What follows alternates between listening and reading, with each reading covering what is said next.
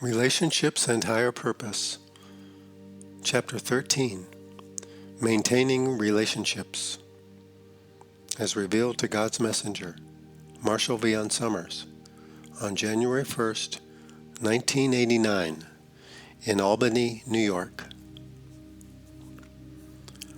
A relationship worth maintaining is the one worth starting again.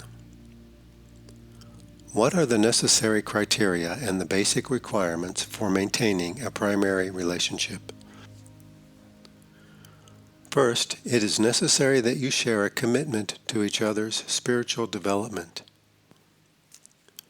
Second, you must be able to function together harmoniously in the mundane world. Third, you must meet each challenge as it comes along. The challenges will come along one after the other. They may seem difficult at first, but they provide the means for your relationship to become established. If seen correctly, these challenges enable you to grow closer together and grow outwardly at the same time. This brings up the issues of honesty and self-expression. It is important to see that honesty means knowing what you know, accepting what you know, and accepting what you don't know. That is a basis for honesty. Many people think honesty is expressing everything that comes into their mind or expressing all of their emotions freely with whomever they want. That is not honesty and often produces a destructive result. There are times when you must express difficult things.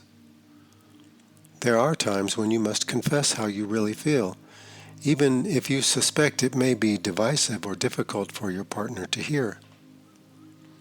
However, you will find that these are the exceptions because your partner is not your therapist and should not be used as a sounding board for your whole range of self-expression.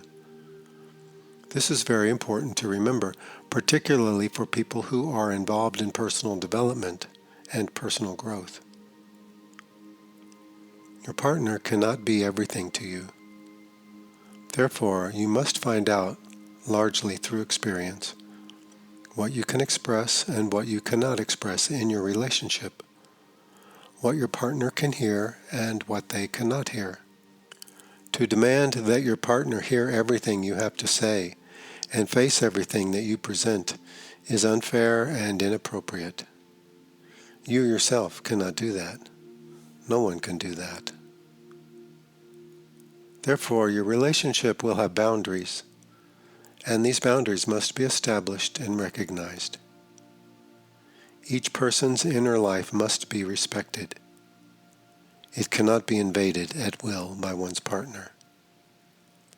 Each person must be accorded respect and recognition. Here, you learn to listen more than you speak. Here you become more committed to understanding than to judging. Here you must experience your feelings rather than merely projecting them onto others. Here you must be willing to work out difficult problems together with as much tolerance as possible. This requires that you think of the other person's well-being as well as your own. If you are committed to your partner's well-being and they are committed to yours, you will escape many of the pitfalls that face growing relationships. This commitment must be there, but it cannot be taken for granted. It will need to be demonstrated, reaffirmed, and re-examined as you go along. Remember, you are learning about relationships. To be a student, you must be willing to observe, to recognize your limitations, and to take note of those things that you see. In a marriage, you will need to determine if you will have children. You will need to determine how you will live and where you will live. Here you may have to make some sacrifices, and you will. However, these sacrifices should not betray your inner nature or design. As you learn to experience the truth and express the truth constructively, you will learn discernment, restraint, and tolerance. This will enable you to proceed. As you proceed, you will find that your involvement will require more of you and offer more to you than you had ever thought possible. Genuine friendships must be faced with challenges and must meet challenges if these relationships are to be strong. They require, as well, a commitment to the other person's well-being. Relationships in your business life are the same. Here you cannot sacrifice your relationship for personal gain and hope to have a genuine relationship as a result. If you are being selfish, you are not being honest because you are concealing something for your own advantage. Honesty is the key, but honesty is not an easy thing to address because people have a very limited view of what honesty is. They think honesty is knowing how you feel and expressing that. Honesty is feeling what you know and expressing that. Though they sound very similar, there is a world of difference between the two. There are many things to be maintained day to day. In addition, there are things you must watch out for and be aware of, especially regarding your tendencies to make mistakes and your partner's tendencies to make mistakes. You want to bring out the best in each other without overlooking that which may be detrimental. This takes skill and maturity. It requires that you attend to life around you and share as much of this with your partner as possible. Being in the world will prepare you. Life will mature you if you are not resisting it. But you must participate wisely and be willing to learn about your spiritual life, your mental life, and your physical life. You are working your way up the mountain, and the scenery changes as you progress. Circumstances change. If you are honest, you can proceed. However, your honesty must evolve. Honesty leads you to knowledge, because it is the source of your honesty. The question arises, which relationships are worth maintaining? The relationships worth maintaining are the ones worth starting again. If you cannot start again, you cannot maintain your relationship. If you are committed to your purpose, to your spiritual growth, and to the other person's spiritual growth, and if you meet the challenges of your life without undue complaint, you will either grow together or grow apart. If you do not have all the components needed for a lasting relationship, then no matter what you do, the relationship will not be able to continue. And the more you try to make it continue, the more unreal you will become to yourself and to others. Therefore, a relationship worth maintaining is the one worth starting again. What does it mean to share a purpose with someone? Sharing a purpose with someone means to carry out something important together in the world. Your purpose cannot merely be an idea or a concept. Here, you cannot really say, "My purpose is spiritual growth." That is not an expression of purpose. A purpose must be an expression of what you are specifically going to do in life. This must lead to action. Building a household, raising a family, beginning a business enterprise. This is where a relationship can grow. This is where purpose is expressed and thus experienced. Carrying forth a cause in the world is what matures people. They are doing something real in life. Many people are committed to ideas because that is easy. Very little is asked of you. Yet being committed to establishing something in the world asks a great deal. It tests you. This will show you if your relationship has all the right components. Great relationships are made. They are not simply realized. Therefore, it is necessary to speak of purpose in terms of what you are doing together in life. Purpose is born of an inner awareness, but its expression will change your understanding and shape it. People cannot come together because they share an ideal. They come together to do something based upon an inner conviction. A real marriage may not have high ideals. It may not be committed to saving the world or any part of the world. But if it has a commitment to provide for others, then it has a genuine commitment. It has a commitment both to give to others and to sustain the marriage. This is a commitment that must be borne out day after day, sometimes hour after hour. This is purpose in relationship. People often think purpose is grandiose, such as saving the world or becoming close to God. That is not purpose. Your real purpose is doing a small part of a greater plan, which is beyond your comprehension. This small part is essential. Yet it is not small in terms of your life, it is great. You do not need to be great to do great things. You need only be committed to providing what is necessary and to maintaining yourself as a provider. Then great things can happen through you. Raising children is a great thing. Running a household is a great thing. Operating a business is a great thing. Meeting your worldly responsibilities is a great thing. Many people with high ideals cannot do any of these. Therefore, when you think of having a purpose, think of what you can do together. That is why romance is so disappointing. It cannot do anything except provide entertainment. It is meant to avoid life, not to engage with it. It needs danger, uncertainty, excitement, allurement, and pleasure continuously in order to survive. That is not life.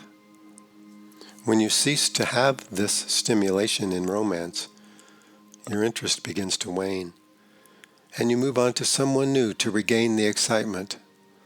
This is mindless and destructive. This only hurts people. If you are doing something meaningful in life, you will have the basis for sharing a purpose with others. That is why your first step is to do something meaningful in life. Start with what is meaningful to you now. This may not be ultimately what you will be doing, but it could be a starting point, and even here you can derive tremendous satisfaction. If you are living a life that is meaningful, you are preparing to be in a relationship that is meaningful. If you are living a life of purpose, then you are already in a relationship of purpose with your spiritual family, with your inner teachers, and certainly with others in life. Here marriage becomes a requirement and not merely a preference. Anything that is a requirement in life happens.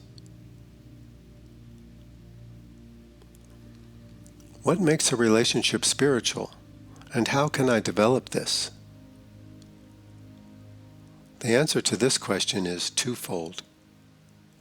One is spiritual preparation, and the other is worldly accomplishment.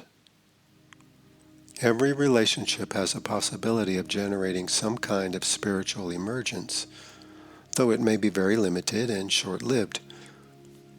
If all the components are there to succeed in a lasting relationship, and if true marriage is intended for two people who are designed for each other, the possibility for spiritual discovery and contribution is immense. Yet, in either case, success must arise from attunement to one's inner life and responsibility in one's outer life. Here you cannot use spirituality to escape from the world, and you cannot use the world to escape from spirituality, for you need both. You cannot devote 50% of yourself to God and 50% of yourself to the world, because this will never work. You must simply learn to be with God as you go out into the world. Spirituality is not a lifestyle. It is an abiding presence and an abiding awareness in your life. Meditating all day long and playing with crystals and listening to bells is not a spiritual life. The person who comes to take your garbage out once a week may be living a far more spiritual life. Spiritual life is the presence that is with you and the awareness that you carry. These are fostered in meeting worldly responsibilities and in maintaining your inner life. There is nothing mystical about this. There is nothing occult about this. All the things that are associated with religion and spirituality may be present or not. Spirituality is an abiding awareness and an abiding presence that you take with you into life. Here you must meet the requirements of your life and not run away from them. This is what matures you.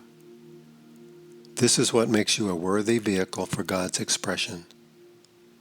This is what makes your relationship with others complete and full, ever growing and ever renewing itself.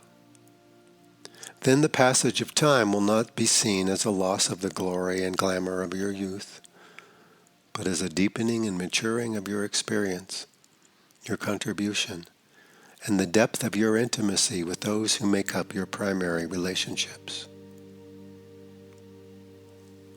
Do not seek an easy life. Do not seek a life without work. Do not seek a life that is all joyful and wonderful, pleasurable and relaxing. That is not a real life. Pleasure and enjoyment will attend you if your work in the world is meaningful. If your work in the world is meaningful, then the relationships that are associated with that work will be meaningful. It all works together. A relationship is spiritual if it is truly honest. It does not mean that you sit around and talk about spiritual powers, spiritual objects, spiritual images, and spiritual levels. That is all idle talk if it is not imbued with the presence and the awareness that is spirituality. True relationship and true love engender true spirituality. Here you know that you are not alone in the universe, not simply because you are in a relationship with one person, but because you are in a meaningful relationship with life and with the world. You were sent here to give. If you are giving, then your spirituality is expressing itself. If you are not giving, then you are frustrated and your spirituality is still in the realm of speculation. Therefore, the emphasis is for you to discover what you have to give. This will teach you about your design. Once you learn about your design, you will learn about your designer. This is how God is experienced. Perhaps sometime later in life when you look back and see what you have done, you will say, "Now I know who I am. This is what I came here to do." And you will experience the designer. Your meaning in the world is about your design and your designer. Beyond this world, it is different. You came here to do something, and you came here to give. You came here to find certain people to join with you in making your contribution. If that is being accomplished, your spiritual life is active already, and the awareness will be with you, and the presence will be with you. Concern yourself with the work you have to do in the world. Concern yourself with opening yourself to those people whom you recognize as partners and participants in your giving. There will be spiritual, mental, and physical thresholds through which you must pass. Here your physical life will serve your mental life, which in turn will serve your spiritual life. In this way, you will be uplifted and everything will have purpose, meaning, and direction for you.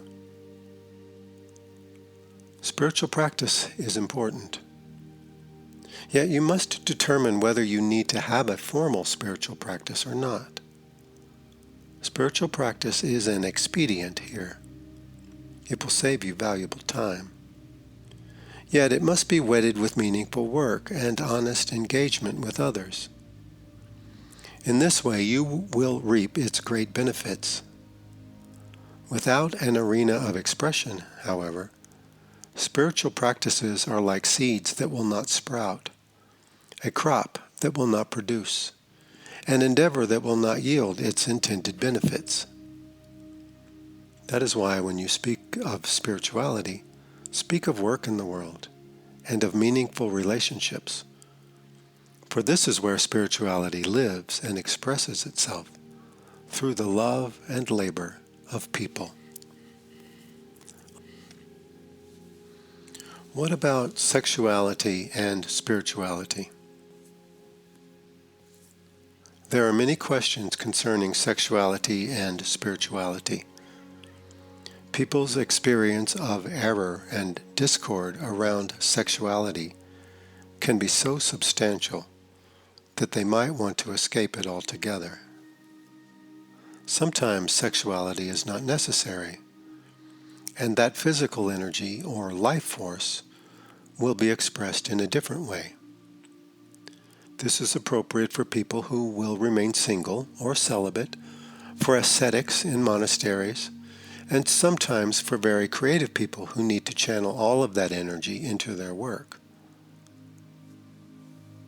For everyone, the challenge is to manage sexuality wisely, because it represents the movement of your life force. You must become aware of this life force and find constructive expression for it in your life. Sexuality is harmful to people when this expression is misappropriated or given out mindlessly or used to gain a preference or a benefit. Sexuality is helpful to your spiritual development if it engenders both intimacy through union with your mate and the propagation of children. After all, without sexuality, you would not be in the world. No one would be in the world. Therefore, denying your sexual impulses is hardly a testament to the grace of life. Yet managing this vital energy is necessary. As a married person, you will be attracted to other people from time to time. That is normal. Some people may be stimulating to you. But here again, you must support that which is essential to your well-being. Here, restraint is necessary. You cannot have everyone you want. You cannot do everything you want. You cannot own everything you want. You cannot go in every direction you want. And you cannot have all the experiences you want. This is obvious if you will look. Therefore, give yourself to that which you value most highly, and things of lesser value are either satisfied in the process or given up.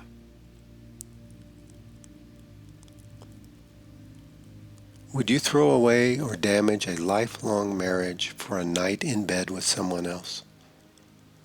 This is an important question. If you would, you obviously do not value your marriage and are seeking to undermine it in the name of personal satisfaction.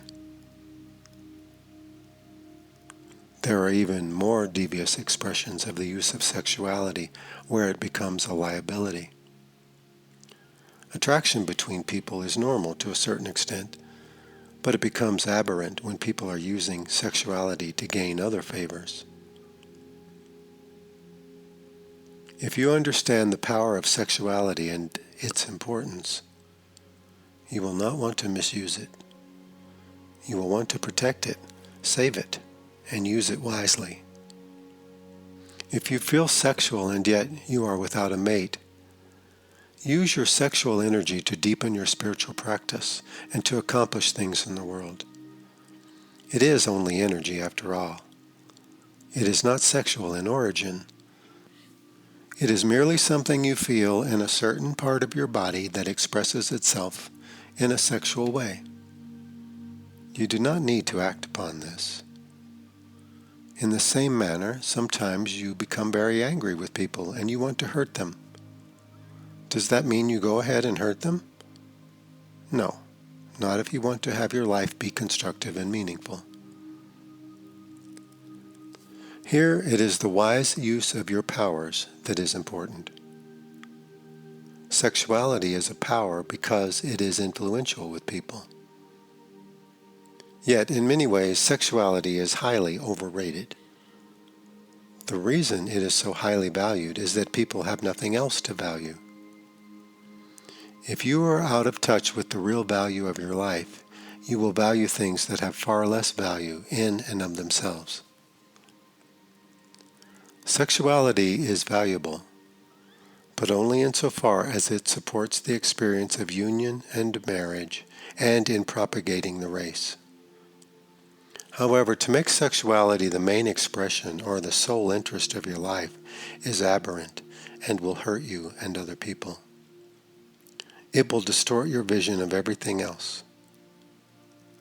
It will become an addiction, for it is taking the place of knowledge. What you will experience with knowledge is infinitely more pleasurable than what you experience from sexuality. Not that the pleasure is greater, it is simply more consistent. Late in life, many people transcend their sexuality simply because there are more pleasurable things to do. Their life force expresses itself in different ways. Sexuality is fine. Do not overrate it. Yet it must be applied properly and for the right reasons, or it will become very dangerous for you and very harmful. It will bond you to people with whom you can have no real relationship. It will waste your life force. It will destroy your vitality. Is monogamy necessary? Yes, of course. You are naturally designed to be mated in this way. If you are being honest with yourself and your partner, there will be no need to go elsewhere. If there are sexual problems, seek professional help. However, it is always a question of honesty. Are you being honest with yourself and your partner?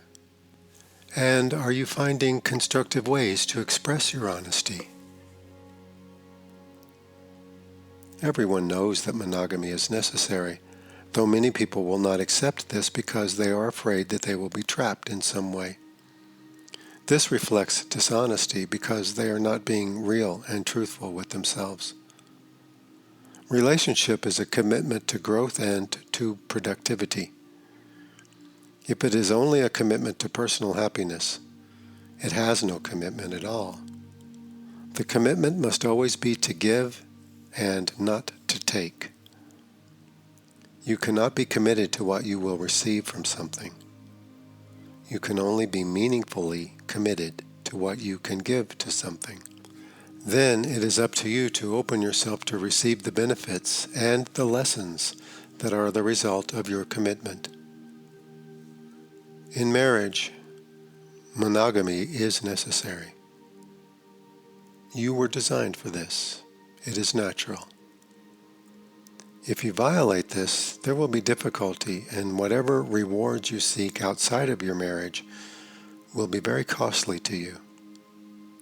If your marriage requires serious work, then give it serious work. If your marriage is not appropriate for you, then break away. But be honest. Do not violate trust with yourself and with your mate. Do not think that you can go against what nature has designed for you just to meet your personal preferences. To be in any relationship, you give up something. See if what you are giving up is worth giving up.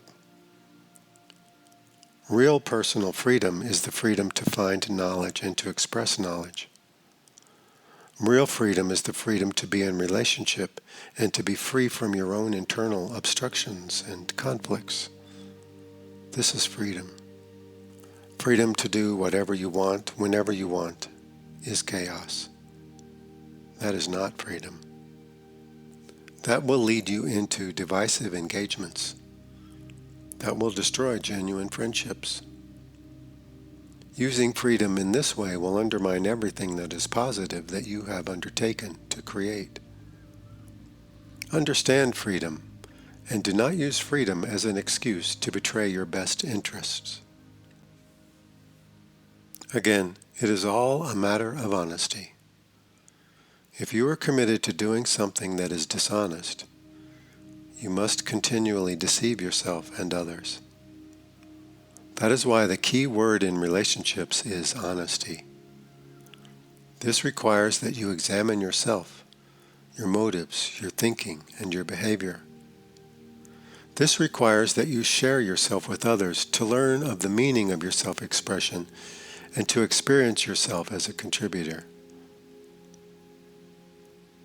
There are many attractions in this world. They are more available now than ever. As a married person, you will at some point be attracted to others. Yet, if you allow this attraction to dominate your mind and to incite dissension in your primary relationship, it means that you are not being honest with yourself regarding your primary relationship and the nature of the attraction. There are many beautiful things to stimulate you, and there are many pretty faces to allure you. But knowledge is not moved by these things. There are many glorious diversions that seem to thrill and incite great interest, but knowledge is not moved by these things. Therefore, the more you are with knowledge, the less distracted you will be, and thus the less conflicted you will be. After a time, you will realize that these attractions are a vexation of the mind. They torment you. They offer very little promise, if any. They only seek to disrupt your primary focus. A primary relationship is something that is evolving and that requires ongoing development. If you are honest within this relationship and honest concerning your intentions there, you will have the criteria for recognizing other forms of allurement or stimulation and be able to respond to them appropriately. In the larger scheme of things, you give up things that are little and momentary for something that is great and permanent. You give up things that can produce nothing for something that can produce a great deal. Relationship is an investment of yourself. Invest wisely, and you shall succeed. Invest poorly, and you shall lose. Too many poor investments will leave you deeply impoverished. Your inner teachers seek to teach you to invest wisely so that you may receive the rewards of your investment. It is far better to learn the lessons of relationship within the context of success than within the context of failure.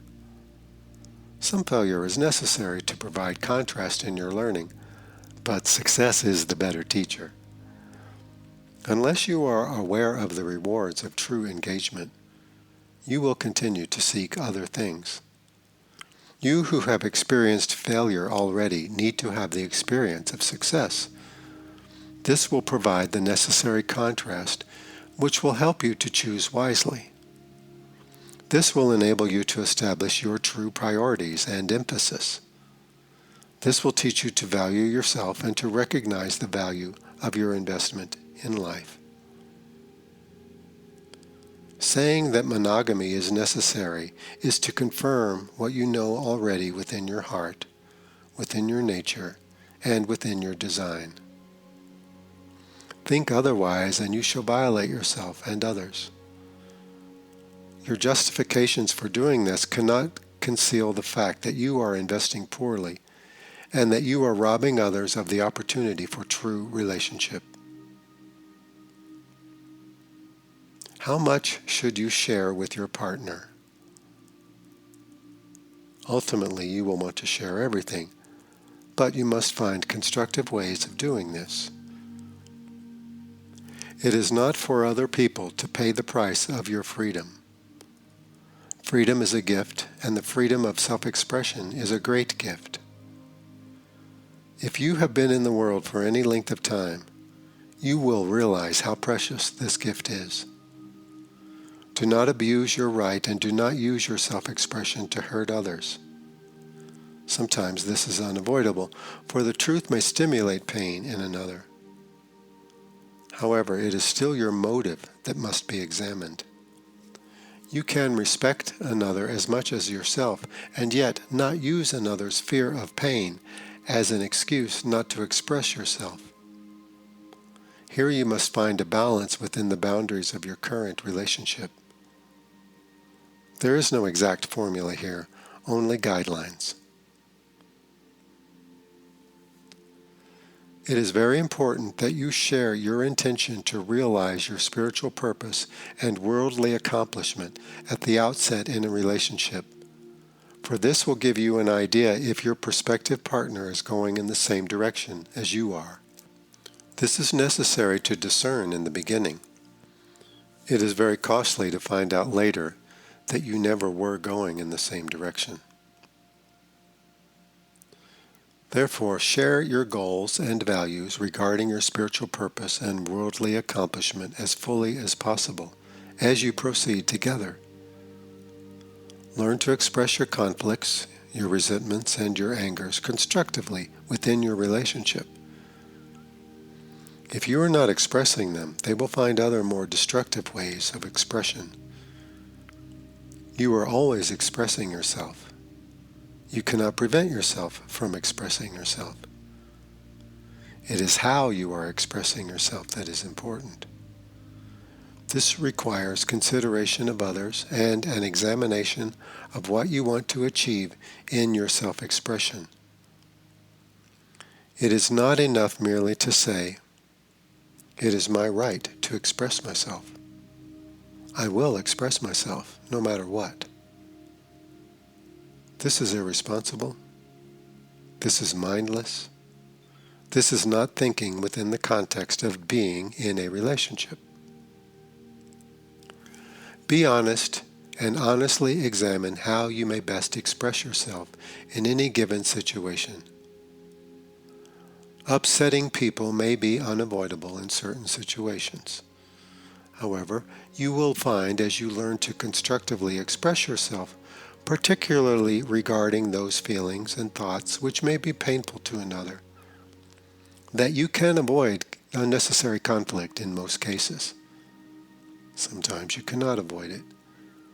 Yet it is still your intention for peace, truth, and spiritual growth that will determine a positive result overall. Occasionally the process is difficult. It is rocky, and it goes up and down. Yet if your motive is for greater intimacy in a relationship and to nurture the other person's spiritual growth, as well as a greater experience of wholeness within yourself, your motive will produce a positive result. This issue of constructive self-expression is very important because as you proceed in a relationship, you will want to continue to express your desire for spiritual purpose and worldly accomplishment, as well as your desire for union with your partner. If these expressions generate ongoing conflict, if you are not expressing them constructively, or if you are neglecting an aspect of your partner which prevents this person from hearing you, there is a problem in your relationship that needs to be addressed. Perhaps there is a great misunderstanding that prevails between you, or perhaps there is a missing component in the relationship. Your relationship will be tested as it proceeds. Yet you do not need to test it yourself. Life will test it. This is why you must never use a relationship for your own personal growth. If you do this, you will attempt to experiment with your relationship, and this is very selfish. Life will test everything that needs to be tested. Life will purify everything that needs to be purified. Life will show you everything that needs to be done. Life will show you everything that needs to be avoided. Therefore, do not play God in your relationship. Be a conscious participant. Become more aware of your motives, your actions, your speech, and your behavior. As you do this, you will realize that you will need to spend more time listening and less time speaking. You will need to learn to hear others and to understand others. Then your self-expression will become ever more appropriate to the circumstances you are in, ever more beneficial, and ever more enlightening, both for you and for those who will hear you.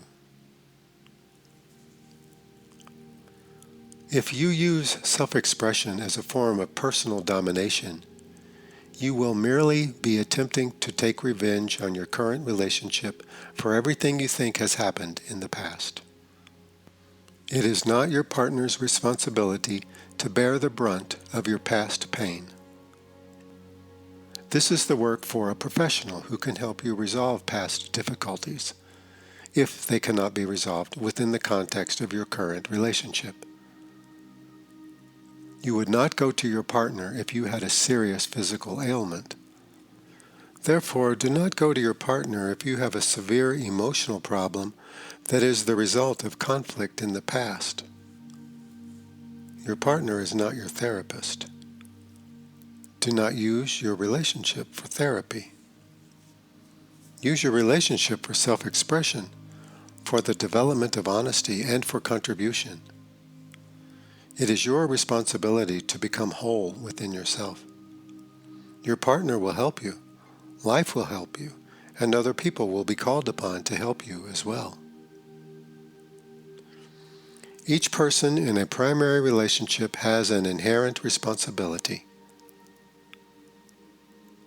Their responsibility is to cultivate their honesty, their experience of knowledge, their ability to engage in constructive self-expression, their ability to give, and their ability to receive. Every person must accept this as their responsibility. It is not your partner's responsibility to make sure you are able to do these things. After all, in relationship, you must cultivate yourself to participate. If you cease cultivating yourself, your ability to participate will erode and will begin to fade.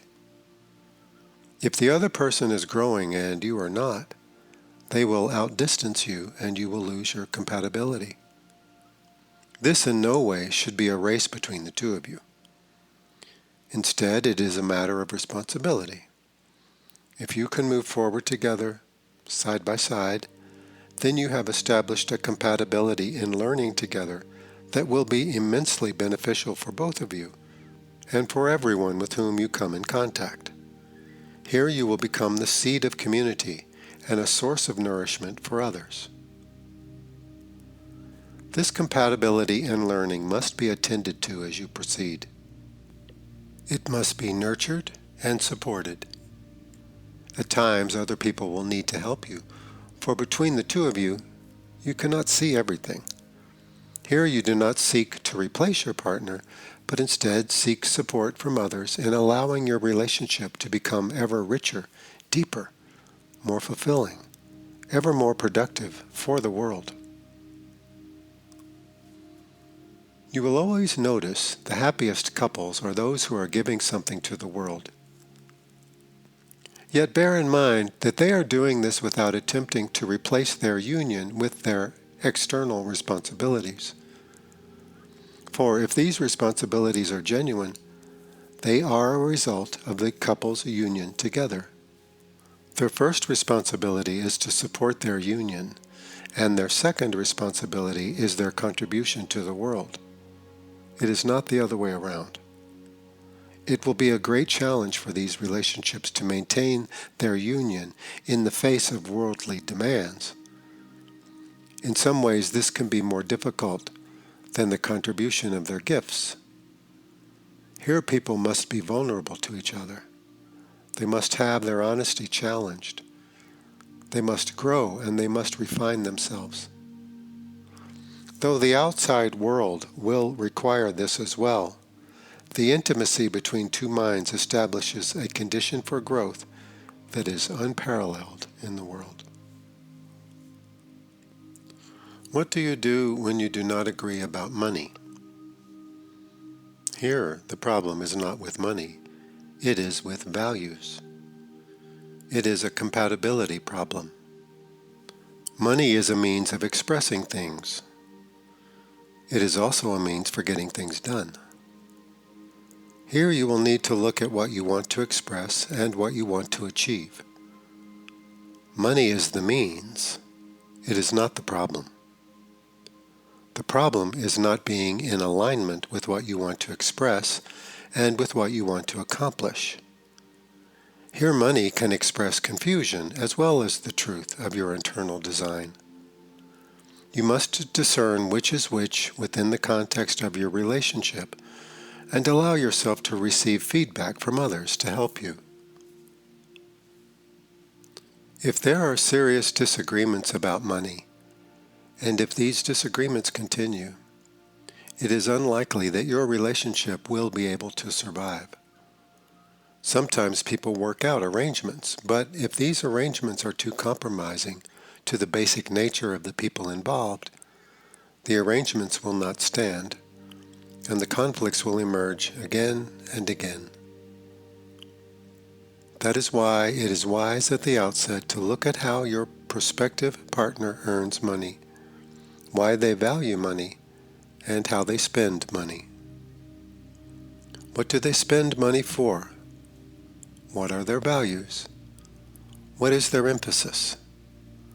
What is their purpose with money? These are all very practical questions. Anyone entering a business relationship would likely ask such questions. Yet asking such questions is even more important within the context of marriage. Marriage in some ways is like a business. It involves the maintenance of a household, of a family, and of a primary relationship. This requires that you deal with money all the time. That is why money is important here.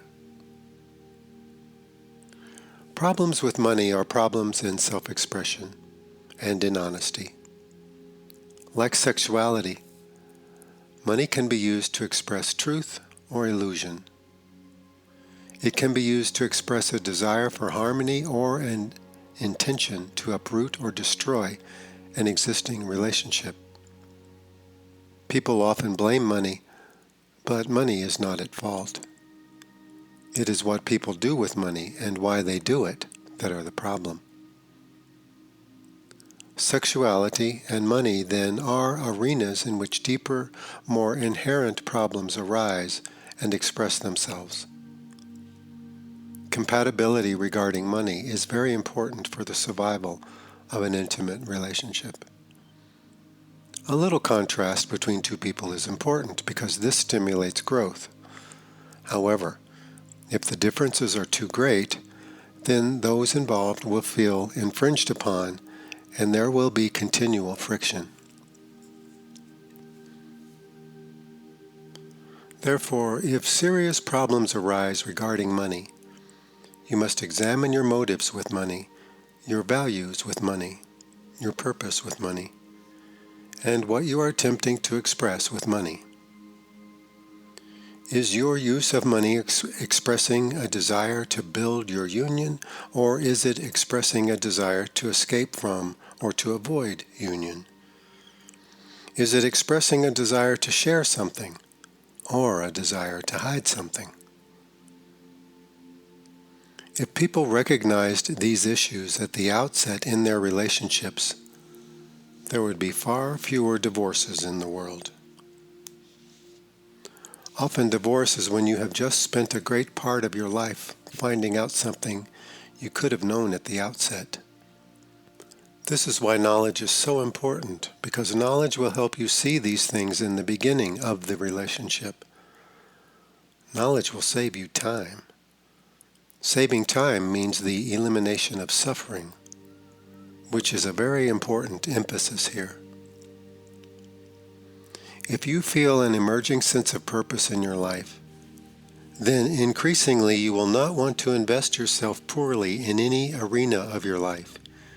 You will value yourself and your investment of time. You will value your relationships, and you will want them to be successful.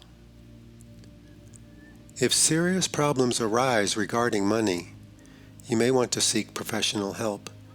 But first consider the things that are being recommended here. Money is something to which people give great meaning, and so it tends to express their values. Money is something people believe is a source of power. Therefore, money expresses people's convictions about power and their intentions with power. Money management is a practical matter, but that is usually not the source of your problem.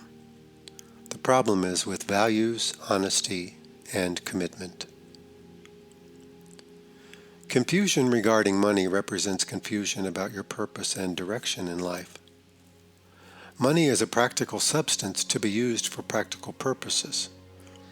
It is not mystical or mysterious. It is not godlike. It is simply a medium of exchange. Its use or misuse is determined by the state of mind of those who are using it. God wants you to use money to get things done in the world. God wants you to use everything to get things done in the world. Value things that are important, things that keep knowledge alive in the world, and things that build meaningful relationships. Successful societies are built upon meaningful relationships. The world that you experience is in harmony to the extent that it is built on meaningful relationships, for everything represents relationship. If you want to make a contribution to the world, you must first establish meaningful relationships as your foundation. Anything you contribute on this foundation will be based upon what you learn within the context of these relationships. The world does not need ideas as much as it needs committed relationships. For even the greatest idea, the greatest thought, can only be actualized on the foundation of committed relationships.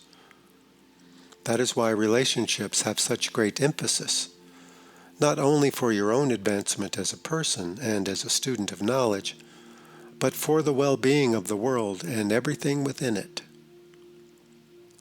Lastly, do not make money, quote, unspiritual, end quote, because it is used by others for destructive purposes.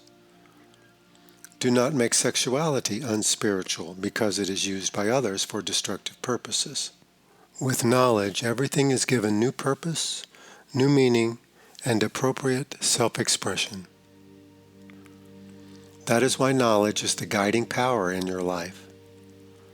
That is why knowledge is God in your life. That is why your ability to discern knowledge, to follow knowledge, and to accept knowledge through each step in life is the very essence of success and spiritual advancement. How do you promote spiritual growth in a relationship? You promote spiritual growth by becoming a practitioner yourself. This involves spiritual practice and the application of what you are learning from your spiritual practice. Your greatest gift is what you demonstrate, guided by knowledge. Such a demonstration will spark inspiration in others. Far greater than your ideas is your demonstration. However, this is only true if you are consistent in your spiritual practice. Share your spiritual practice in your primary relationship. Do not require that your partner do what you do, yet extend the invitation. If the invitation is declined, then simply participate in your practice and leave the invitation open. People come to spiritual practice at their own time in their own way. If you are discerning your relationship correctly, and if you are being honest, You will be able to see if your partner can gain access to spiritual growth through spiritual practice. This is very important because your primary relationship is the center of your experience of community. It is important that you can share such things with each other, even if the two of you do not engage in precisely the same spiritual practice. Yet your engagement together must nourish and support both of you. That is why spiritual practice is so important for your relationship. When you grow together, you grow closer together. If you cannot grow together, you will tend to grow apart. This can be understood within the context of what is actually occurring in your relationship. If you are demonstrating what you are learning as a student of knowledge, you will stimulate knowledge in your partner. If your relationship lacks this compatibility, this will become evident, and it will become more evident as you proceed. Yet, if your relationship holds the promise of greater compatibility and spiritual growth, your demonstration will stimulate other people and prepare them as well. Regarding spiritual practice, your partner may be skeptical and want to see results. You must demonstrate the results, and this can only be done over time. This must be done naturally and honestly. However, if over time you discover that your relationship does not have this deeper compatibility, be prepared that at a certain juncture, you each may have to go your separate ways. Sometimes this is not necessary, but often it is. If it is not necessary, then your partner will have to support your practice even if they do not engage in it themselves. This would have to be a tacit understanding. For how can you be together if you disagree about God? How can you be together if you are in disagreement about the very foundation of your sense of purpose in life? The more you move forward in your spiritual advancement and progress as a student of knowledge, the greater will be the discrepancy between you if this compatibility is not present. You cannot create compatibility. The elements are either there or they are not there. At the outset, if you sense that the elements are there, then proceed and share yourself and your spiritual practice as completely as possible. You will demonstrate this compatibility with your partner through your involvement together over time. However, if you find your compatibility is limited or not there, then you will increasingly feel the need to seek partnership outside of your relationship. You will eventually find that your relationship will be holding you back, and you will find yourself condemning your partner, either overtly or within your inner feelings.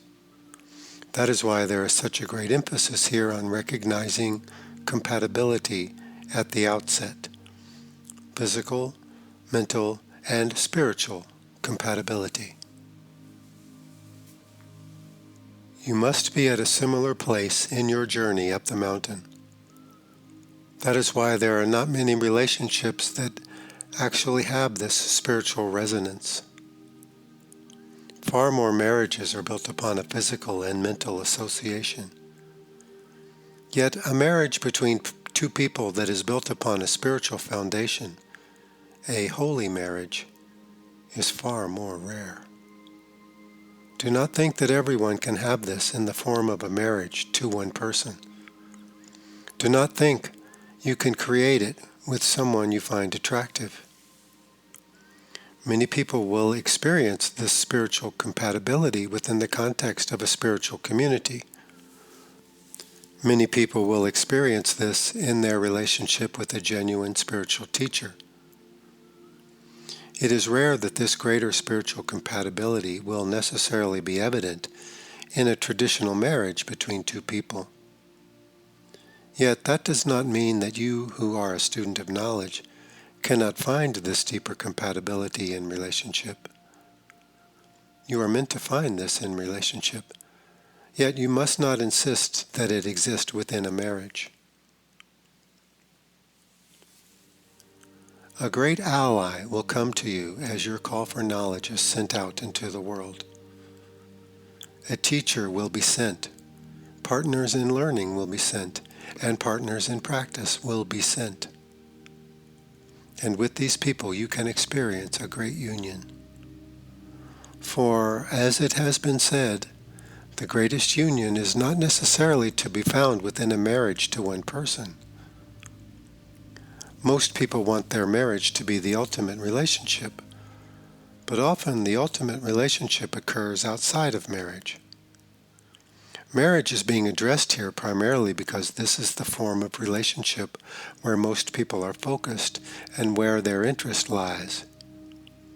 Yet this is not the only context in which primary relationships built on knowledge can be experienced and expressed. The need for compatibility and the requirement for knowledge and honesty exist in every relationship. If you are being truly honest with one another in your primary relationship, spiritual advancement will occur. Here, spiritual advancement is not simply having lofty experiences. That is not spiritual advancement.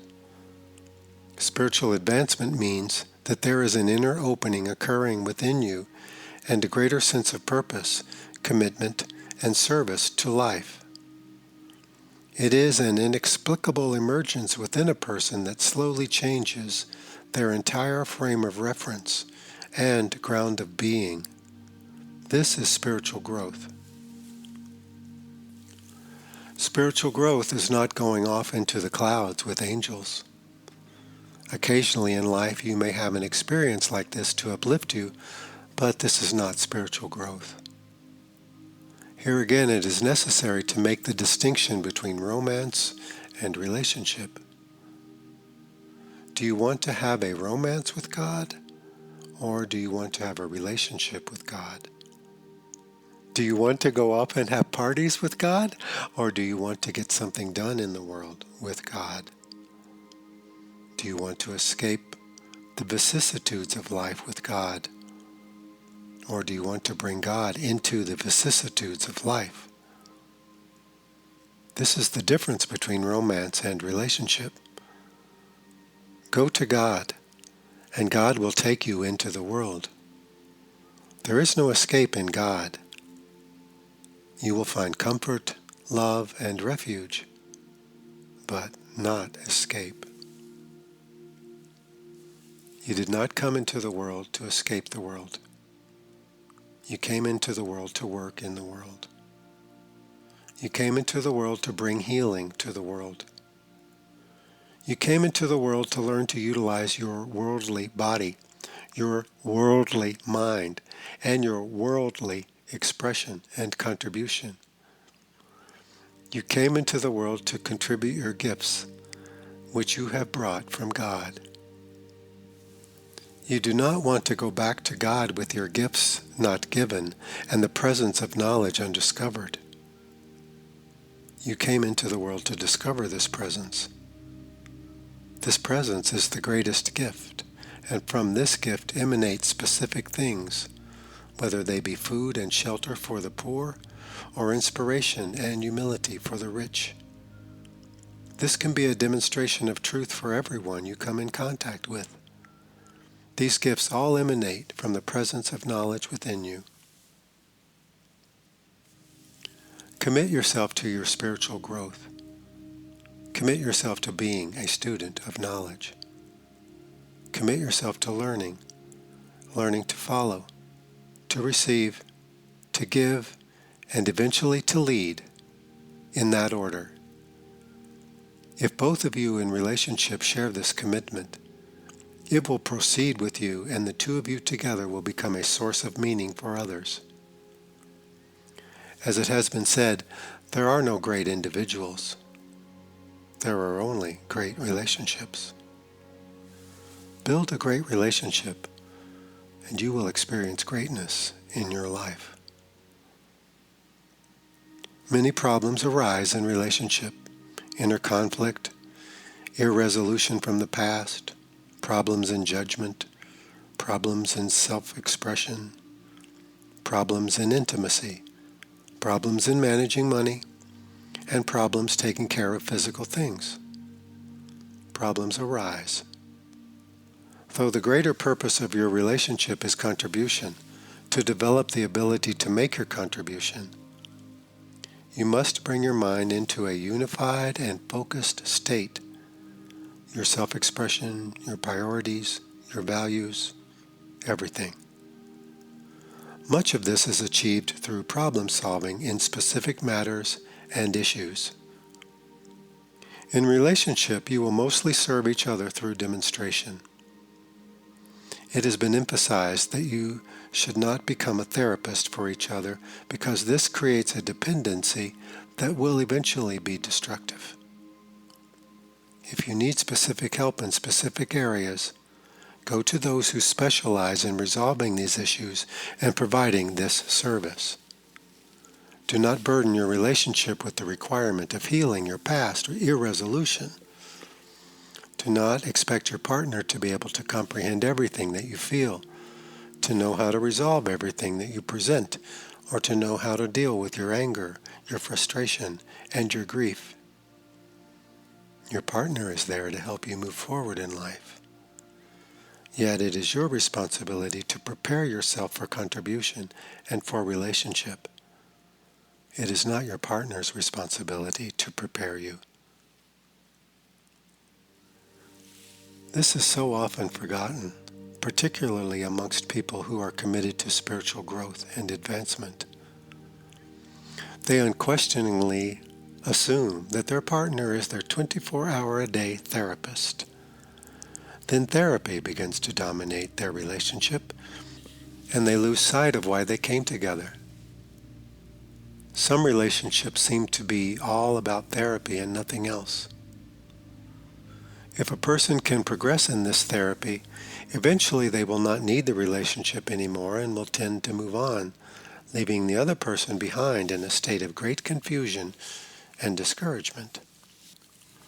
Life will provide the opportunities for growth, and you will need some assistance to help you meet these challenges. To a certain extent, your partner will help you through participation and through joint effort. Yet, if greater assistance is needed to resolve your own internal problems, seek the counsel of others to help you. The best therapist is someone who can be thoroughly objective with you, someone who has no personal investment in your success or failure. Your partner obviously has great personal investment in your success because he or she is depending upon your success and must learn to offset the possibility of your failure. That places them in a very difficult position to be an objective listener. That is why you cannot require objectivity from your partner, because they are depending upon your success. If you are a man, your wife will depend upon your success as a provider and as a participant. How can she be neutral with you regarding your conflicts of interest? If you have children, she is depending upon you to provide for your family. She is depending on you to be a father, a parent, a husband, and to meet all those requirements. How can you possibly expect her to be a therapist and have an objective and an impartial view of you? That is why people need outside help to overcome certain obstacles within themselves. Sometimes a great friendship outside of marriage can do this, but often a professional is needed. If you are focused on developing spiritual awareness, your program of study and your spiritual teacher will help you with these things. Life will provide adequate challenge for the two of you. Your circumstances and their requirements provide adequate challenge. Life will provide the environment where healing can occur. Healing finally occurs through worldly accomplishment because this expresses inner union and determination. Whatever healing transpires within you must be expressed in the world, and this expression will complete the inner process of healing. Here you demonstrate the change that you are attempting to make within yourself. Until this change is adequately demonstrated and honestly expressed, it still remains only a potential within you and has not been accomplished. If you are both involved in spiritual practice, your practice will help you a great deal. But here again, you will need others to help you progress because your partner cannot be your spiritual teacher. This is burdening your relationship with another role. Do not place this role on your partner. Your partner may be your wife, your husband, your great friend, or your partner in a business or an important cause. Your relationship has its own challenges and requirements. It is up to you to seek outside help to prepare to meet these challenges and requirements, if this is necessary. Remember, it is your responsibility to gain the help and assistance that you need. That is your responsibility and no one else's. If your partner supports your spiritual growth, it is not their responsibility to make sure that you meet that need, or even that you recognize that need. Often people will assume that they are going to be the therapist or the teacher for their partner.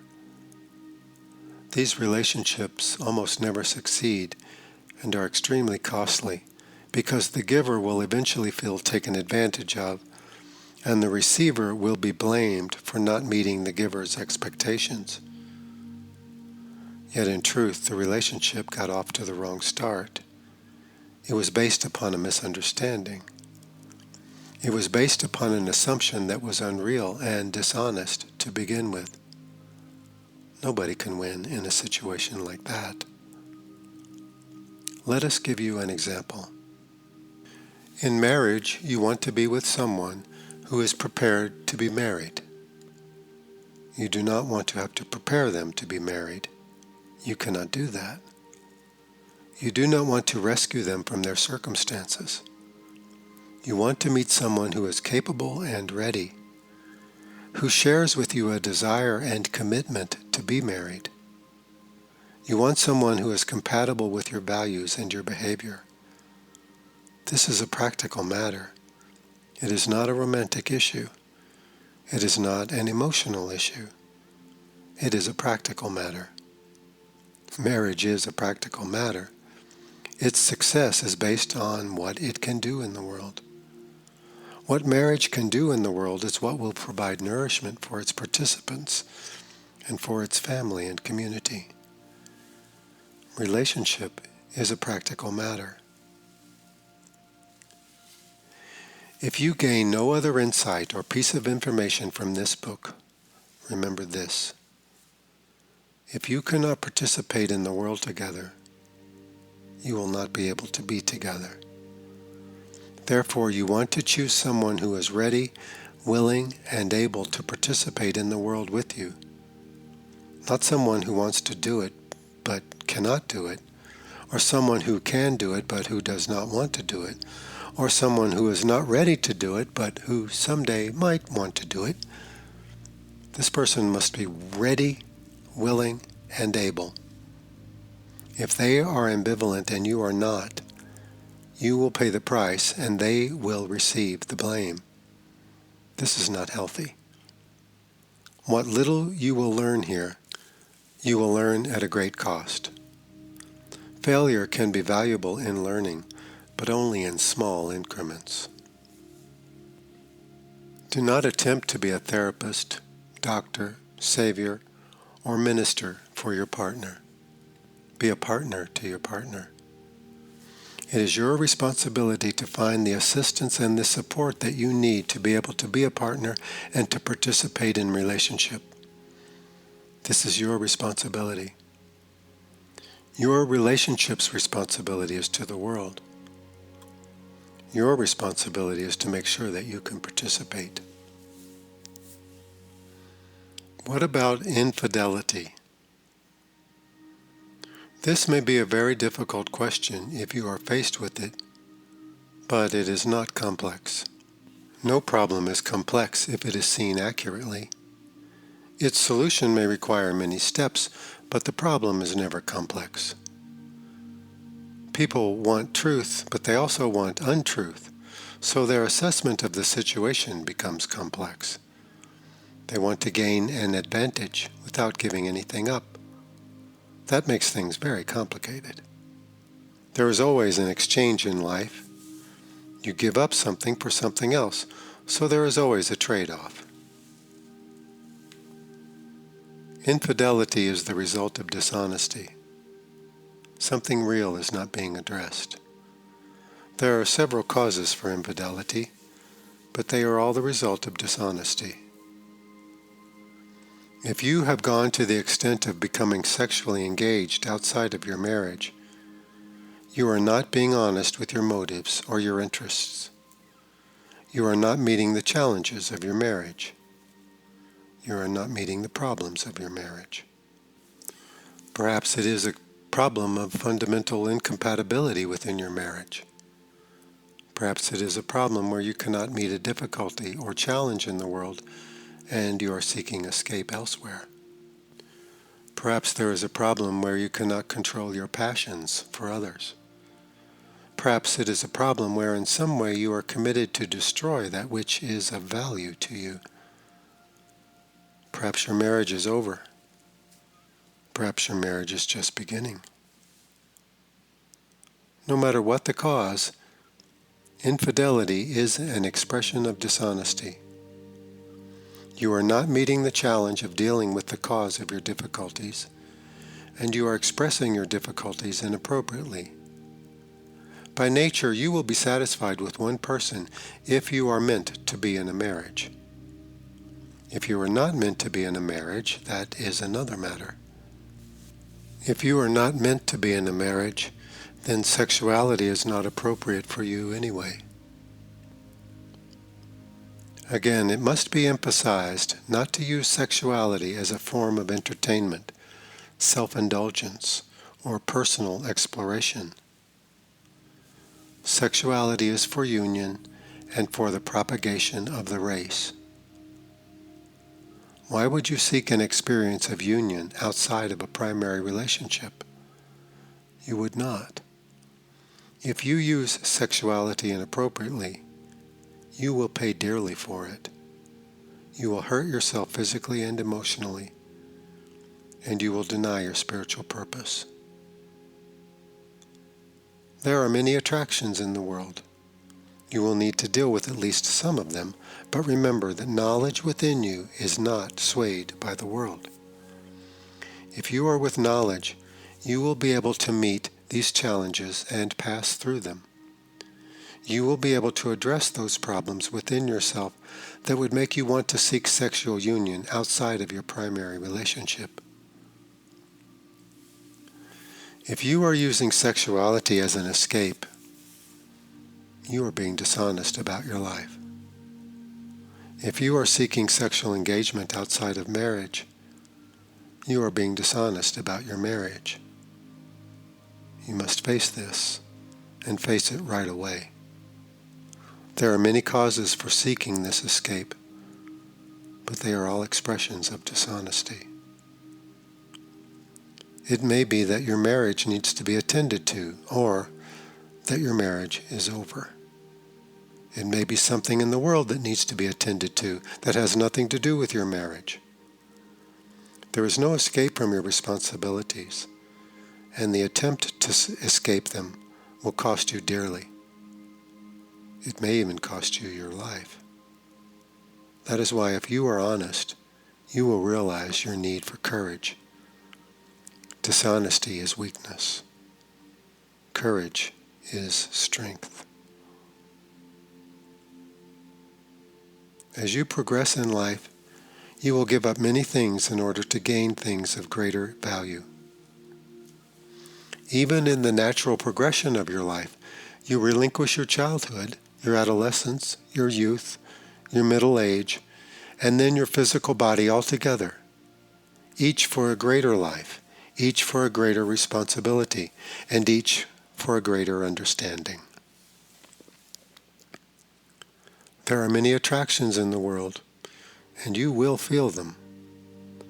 However, if they become a serious distraction or an ongoing vexation of your mind, and if you are seriously tempted to meet them outside of your marriage, then you must address what you are avoiding. You may need professional help here. Your spiritual study will help you, but you cannot use your spiritual study to escape the real problems of life. You may take refuge with your inner teachers and your spiritual family, but only so that you may be empowered to meet these challenges. It is when you stop meeting challenges that your life begins to wane and that the process of death begins for you. Whenever you stop meeting challenges, you begin to die. As long as you meet challenges, you will exert life, you will stimulate life, and you will have life. If you have provided yourself a supportive network of people, and if you have begun to cultivate your role as a student of knowledge and are committed to spiritual advancement, you will have the support that will enable you to meet these challenges without undue stress. As you meet each one, a great gift will be given to you, and the stronger you will become. The greater will be your range of relationship, and the greater will be your wisdom and ability. Nothing in life is too great for you if you are with knowledge and if you have meaningful relationships. You have brought greatness with you from your ancient home. Your purpose is to become strong in the world so that your gifts may express themselves through you. Therefore, in meeting the challenges of relationship, the challenges of providership, and the challenges of your outer life are absolutely necessary in order for you to experience your spiritual purpose and to activate your spiritual calling in the world.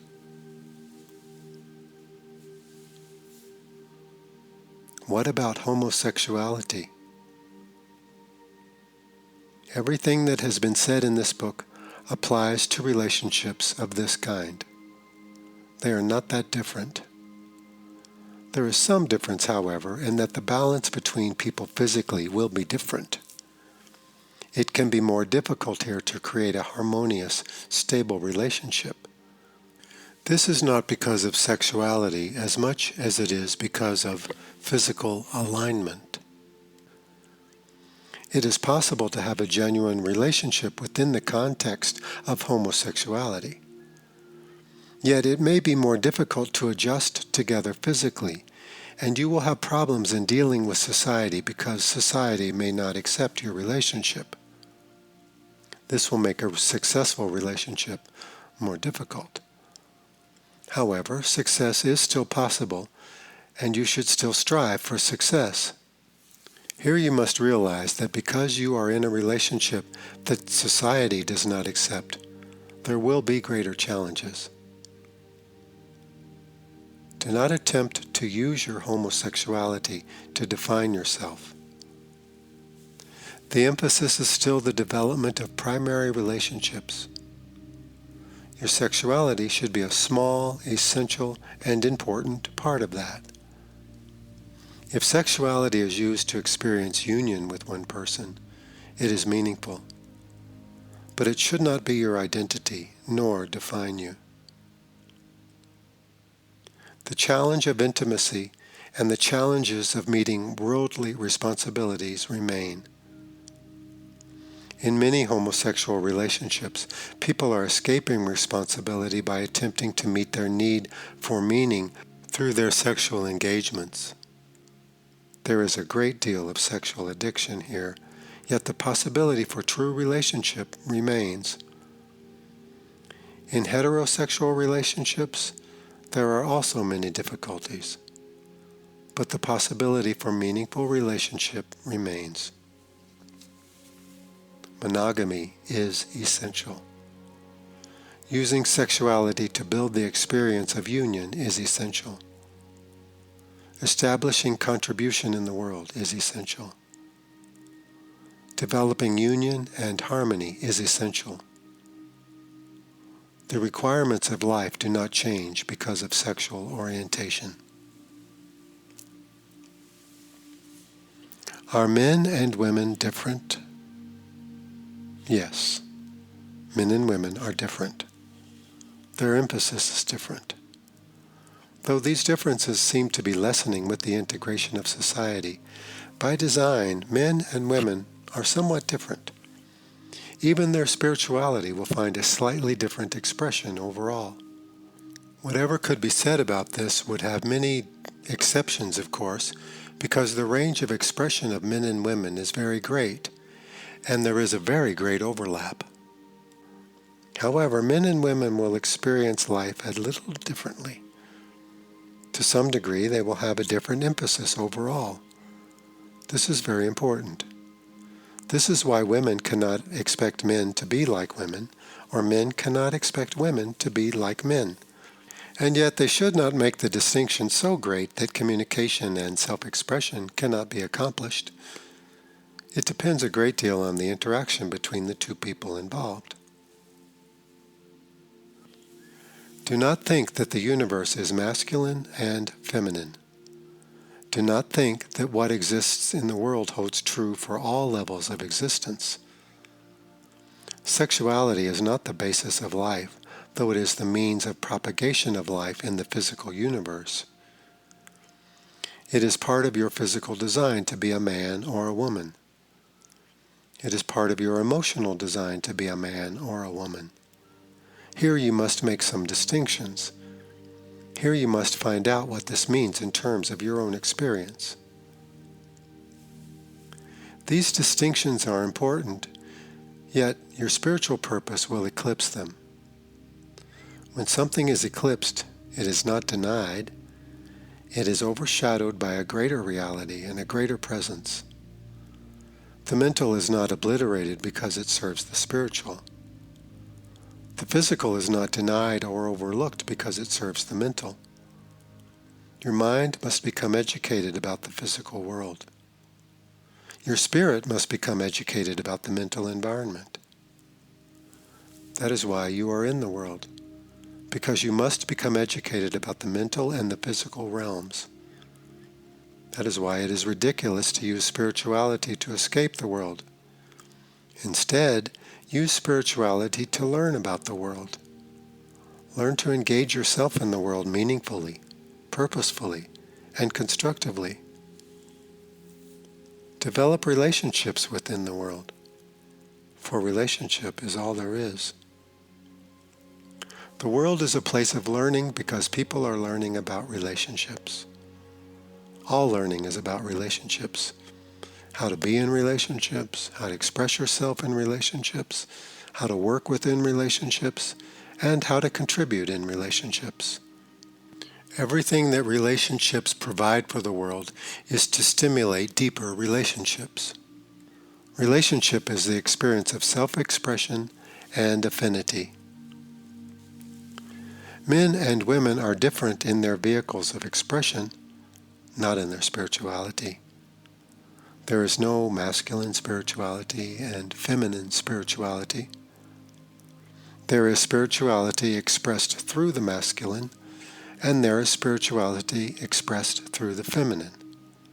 This is a very important distinction. God is not a man or a woman. God does not have a masculine side and a feminine side. Your inner teachers express themselves through either masculine or feminine forms so that they can communicate with you. If they were without gender, you would have difficulty in accepting their presence even at the level of thought.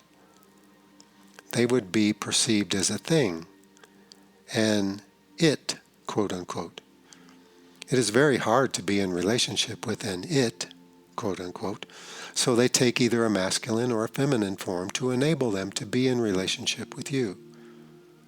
They do not engage in sexuality, so what difference does it make if they are masculine or feminine?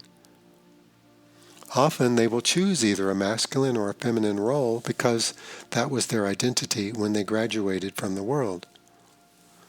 They themselves no longer need a body, but for the sake of being able to communicate with people, it is important. They are God's extension to you, for God is neither a man nor a woman. Learn to realize the distinction between men and women. This distinction will determine your self-expression and your values to some degree. Yet do not make this an absolute distinction in the universe, and do not deny this distinction altogether. It is part of learning to be in the world. Men should not try to be like women, and women should not try to be like men. Yet men and women are meant to be together. If men are being men and women are being women, they can be together. The world will teach you how to be a man or how to be a woman. The world will teach you how to value knowledge and show you what you truly are within the context of being a man or a woman. The problem is not about being a man or a woman. The problem is that people do not know what they want to communicate, and they do not understand their vehicle for communication. If you understood what you wanted to communicate, you could understand how you could communicate. That is why knowledge is your emphasis, because knowledge is what you want to communicate. As knowledge expresses itself in specific ways through you, you will learn how you can communicate most effectively. This is when being a man or a woman becomes important to your purpose. Otherwise, you will simply identify with your body and think that everything that your body appears to be is what you are. This is upside-down thinking. It is destructive. Here you will glorify yourself as a body, when your body is merely a vehicle for your being to express itself. People go to extremes here. They either deny the body and elevate the mind, or they deny the mind and elevate the spirit. Yet this is not correct, for body, mind, and spirit all work together. There is a hierarchy, but the hierarchy does not mean that that which serves is less important than that which is being served. The body must be taken care of. It could be damaged or destroyed, and its usefulness could be undermined. It must be used as a vehicle of expression. It must become used for communication. Your body is where you live in the world, so it should be a good place to live, healthy, happy, and cared for. Just because you have a spiritual purpose does not mean that the vehicles for its expression are neglected or repudiated. It is only when the vehicle becomes more important, when the servant is without the master, that confusion of mind arises. This places value at all three levels. Then the body will be given what it needs, and it will not become an object of devotion or complete identification. The mind is the medium between the physical and the spiritual. It is very valuable and very essential. However, your mind is not God. It is valued and it is cared for in order to serve a greater purpose. After all, it is not really very significant whether you are a man or a woman. It is only important in terms of serving a greater purpose. The greater purpose is not masculine or feminine. However, it will express itself through the masculine and the feminine, and in this your being masculine or feminine is important. You are only a man or a woman for a few years in the world. Therefore, it is not that significant. It is hardly something you would want to base your life on if you knew who you really were. It is merely part of your vehicle of expression. If the vehicle becomes more important than the communication, all confusion of mind arises. Then you will believe your body to be God and your sexuality to be the meaning of the universe. Then you will become lost and unable to expand your mind. If the body is given such great prominence, it will be misused. Too much will be expected of it. It will be used against people and not for people. The body is to be recognized, but not adulated. The body is to be used, but not glorified. What is adulated and glorified is the mystery of your life, which expresses itself through your physical existence here. Be reverent towards this. Be respectful of the mechanism. Be reverent for that which it serves. Is knowledge different in men and women? Knowledge is not different in men and women. It is only expressed somewhat differently. Knowledge is knowledge. Knowledge has no body, so why should it be male or female? Knowledge has no need to make babies, so why should it be male or female? Do not think there is men's knowledge and women's knowledge. There is knowledge in men, and there is knowledge in women. Knowledge is knowledge. That is why men and women can join. That is why men and women can be in relationship. Otherwise, they could only make babies and do nothing else together.